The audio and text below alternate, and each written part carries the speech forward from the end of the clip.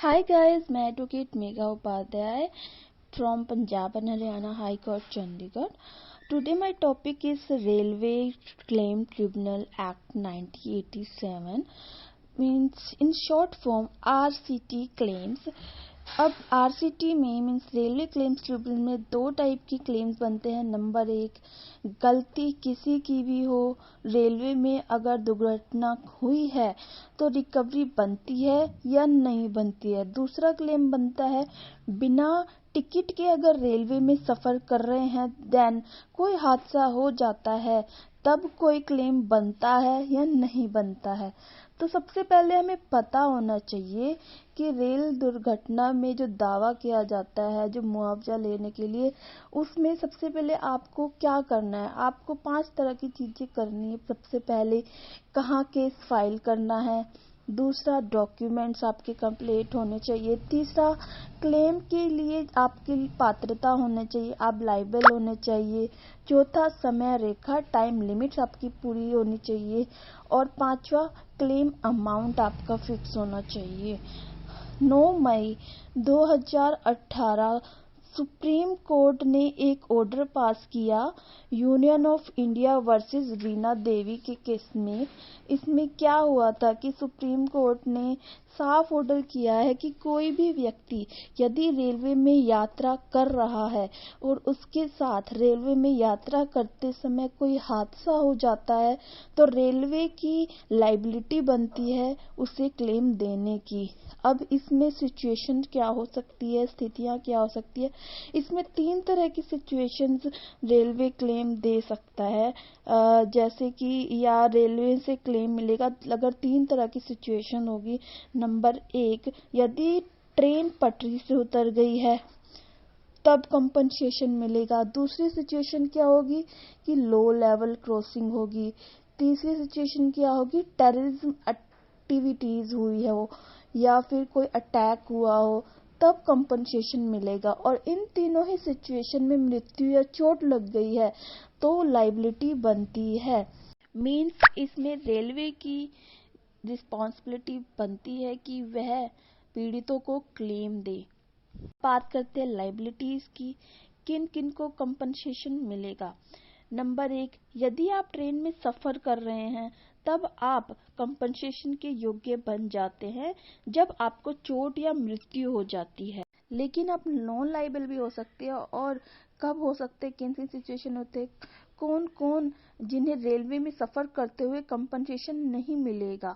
Number 1, नशे में पाया गया हो तो यदि कोई व्यक्ति नशे की हालत में और उसकी वजह से ही उसे ट्रेन में से चोट या मृत्यु हो जाती है तो वह लायबल नहीं है, वह उसे कंपनसेशन नहीं मिलेगा। दूसरा, सेल्फ हार्म और इंजरी, यदि खुद को नुकसान पहुंचाने की स्थिति में रेल दुर्घटना का सहारा लिया जाता है या सुसाइड अटेम्प्ट किया जा रहा है या जंप किया जा रहा है या स्टंट शो किया जा रहा है तो भी ऐसी स्थिति में रेलवे लायबल नहीं है कंपनसेशन देने के लिए।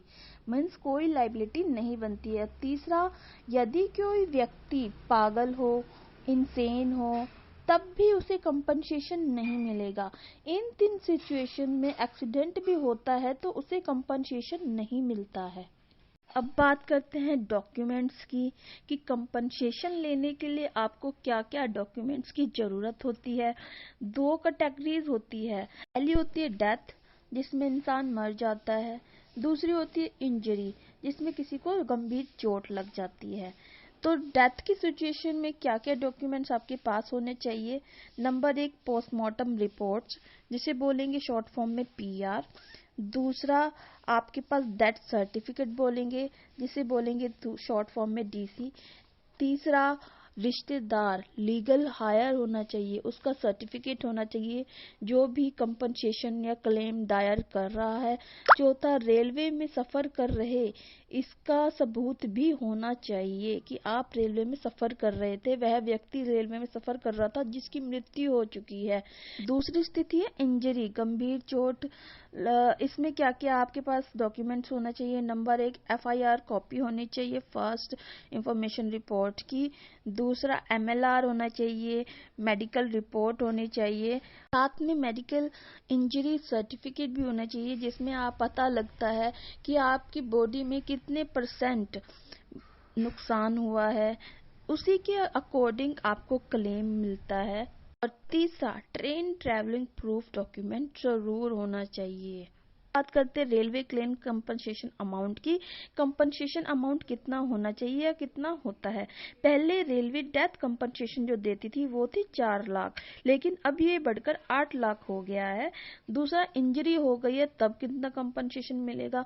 इंजरी की अमाउंट 32,000 से स्टार्ट होकर 8 लाख तक जाती है। ये MLR रिपोर्ट पर डिपेंड करता है कि चोट कितनी गंभीर लगी है और कितनी % इंजरी आपको हुई है, डिसेबिलिटी कितनी % है। जितनी % डिसेबिलिटी होगी उतना ज़्यादा क्लेम आपको मिलेगा।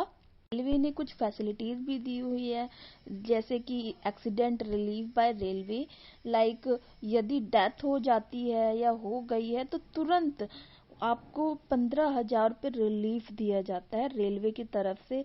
और यदि कोई इंजरी हो गई है तो तुरंत आपको 5,000 रुपये रिलीफ देती है रेलवे, ताकि आप अपना इलाज करा सके। ये अमाउंट थोड़ा कम है, बट रेलवे एक बहुत बड़ा डिपार्टमेंट है, इसमें लाखों लोग रोज सफ़र करते हैं, तो कभी भी कहीं भी बहुत सारी इंजरी और डेथ रेलवे की तरफ होती रहती है, तो इसलिए रेलवे ने यही अमाउंट फिक्स किया हुआ है। अब बात करते हैं केस कहाँ फाइल करना है। RCT के जो केस होते हैं, रेलवे क्लेम ट्रिब्यूनल के जो केस होते हैं, वह ना डिस्ट्रिक्ट कोर्ट में फाइल होते हैं, ना ही हाई कोर्ट में फाइल होते हैं। ये special railway claim tribunal court में ही फाइल होते हैं। इनकी अलग से कोर्ट बनाई हुई होती है, तो वहीं आपके ये कोर्ट फाइल किए जाते हैं। इसका टाइम लिमिट क्या है? इसकी टाइम लिमिट कब तक है? क्लेम फाइल कब कब कर सकते हैं? तो रेलवे कंपनसेशन पाने के लिए आपके पास 1 साल से लेकर 3 साल तक का समय होता है, जिसमें आप केस फाइल भी कर सकते हैं और कंपनसेशन दायर भी कर सकते हैं। आई होप आपको मेरी वीडियो पसंद आई होगी, तो प्लीज़ मेरे चैनल को लाइक और सब्सक्राइब करना ना भूलिएगा। Thanks for watching.